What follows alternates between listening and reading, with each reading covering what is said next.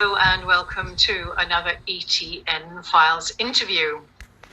I'm really excited to have as my guest this evening, and this interview was recorded on the 8th of August, Lionsgate Day 2021. And I'm excited to have the family Alcala, Mum Deborah and brothers Aaron and Anthony.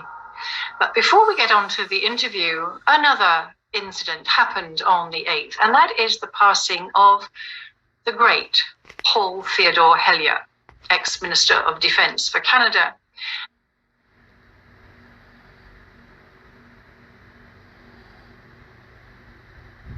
And in his retirement, once he had found out the truth of the ET issue, he was never shy or short of speaking out about the truth of the ET element. And he was an incredible man. I was very fortunate to have him appear on my MASH Files radio show for a short interview. So my condolences to the family of Paul Hellyer's people. We shall certainly miss him.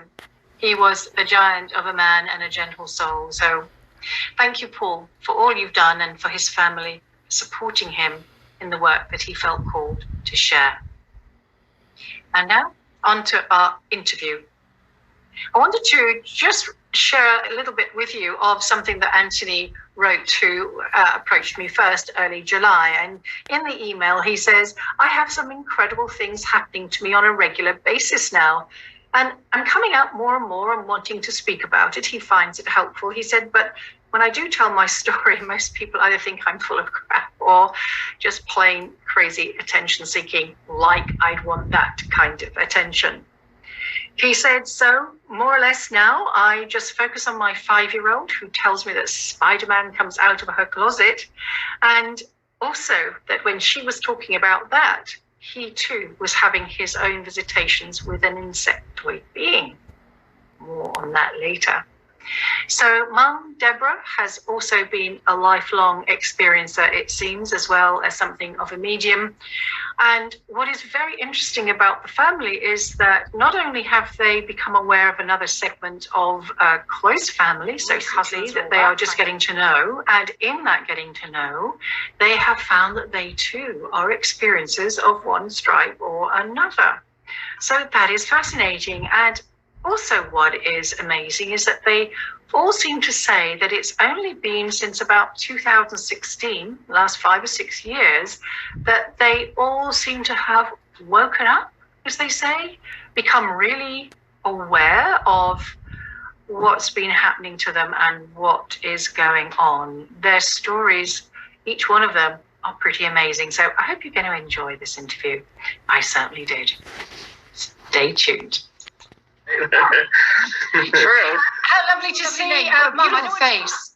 Oh, thank you. Deborah, do you feel comfortable telling us a little bit about your experiences? I'm going to tell you, I think the very beginning, before Anthony was even born or any of my babies were born, and I was about 4 years old, that I can recall, very little.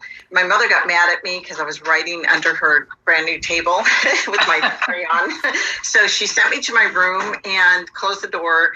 And I'm sitting in my room, and I remember looking at my hands and just saying, why are these moving this way? What am I? And I kept thinking, what is this? What is this?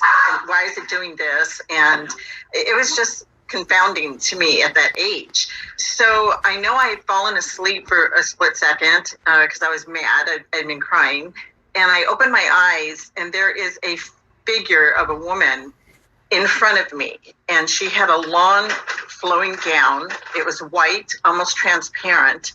She had long dark hair and very light complected, and she was floating about a foot off the ground, and she was coming towards me. I jumped up, ran through her screaming and running into the living room, and my mother's like, what's wrong with you? I was just like, I was just couldn't believe what I just saw. And that seemed to be the very beginning of anything I ever encountered as far as a spirit. Now, I didn't know